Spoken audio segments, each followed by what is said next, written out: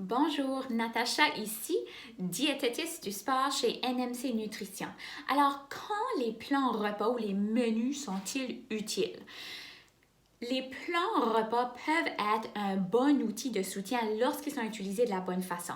Donc, il y a deux types qui existent, notamment le premier qui est le plus populaire, celui qu'on pense, qu'on reconnaît le plus, c'est le plan spécifique.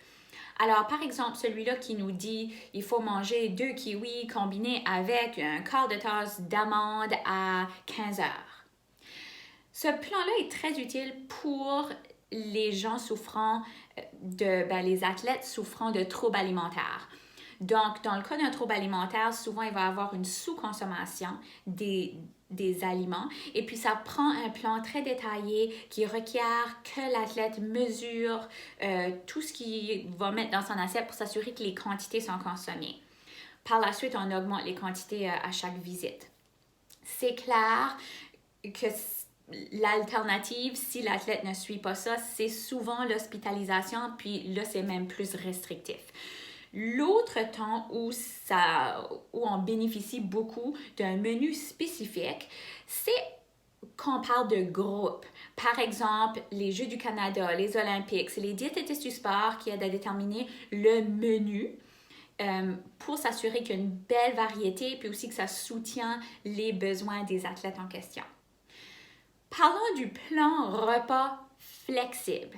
Alors, le rôle de diététiste du sport, c'est d'aider à l'athlète à déterminer quelles combinaisons alimentaires et surtout quels ratios qui sont nécessaires, spécifiques à la saison, au sport, au temps de la journée qui s'entraîne, à l'âge, au poids, à la composition corporelle, au temps qu'il travaille, s'il travaille des corps et tout.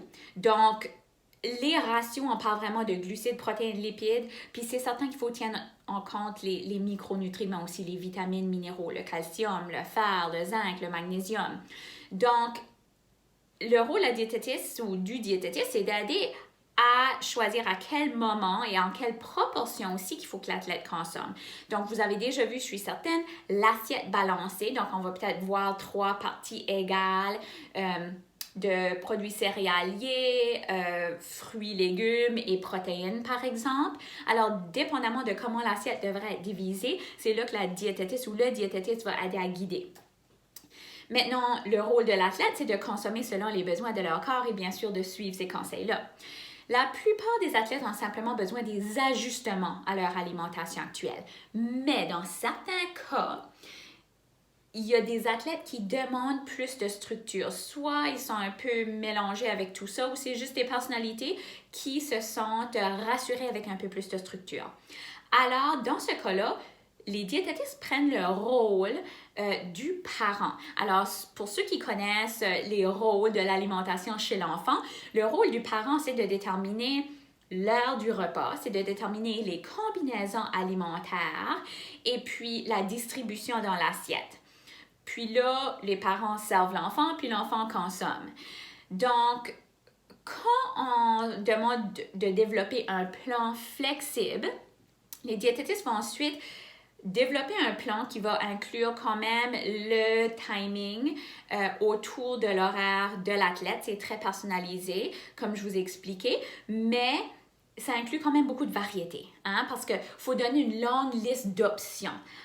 Si un athlète dit, ben oui, mais moi je consomme un menu depuis 3 mois, puis c'est super santé, mais bon, si ça inclut toujours la banane comme fruit le matin, c'est beau pour l'apport en calcium, mais l'athlète peut quand même peut-être manquer de vitamine C si il n'y a pas de fraises, d'oranges, de poivrons rouges, de tomates, par exemple, dans le menu.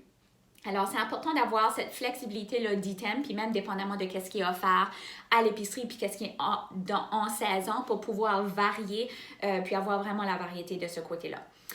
Donc, ce type de plan exige que la diététiste ou le diététiste fait quand même une évaluation détaillée de l'athlète. Donc, un questionnaire, un journal alimentaire, vraiment passer à travers d'une consultation initiale avec beaucoup de questions. Il faut aussi que l'athlète soit suivi par la suite parce que c'est clair que le menu ne va pas enseigner tout ce qu'il a à enseigner pour atteindre les buts nécessaires. Donc, on voudrait quand même voir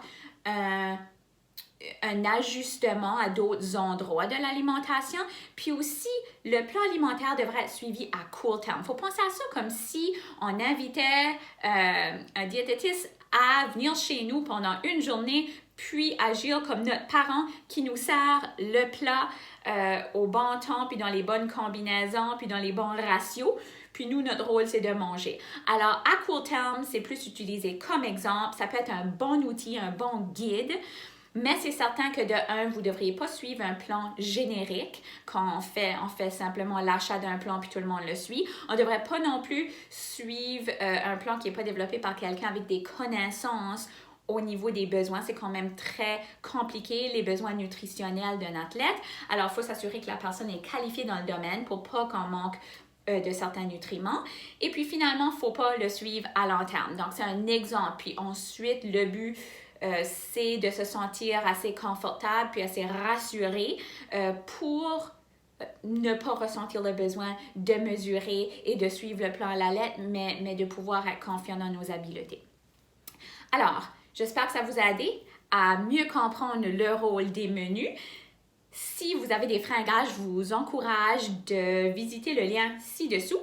Et puis, vous verrez, j'ai un document qui se nomme « Les 5 erreurs qui mènent à des fringales ». Alors, encore une fois, je vous rappelle, la nutrition est une science et non une opinion. Bonne journée!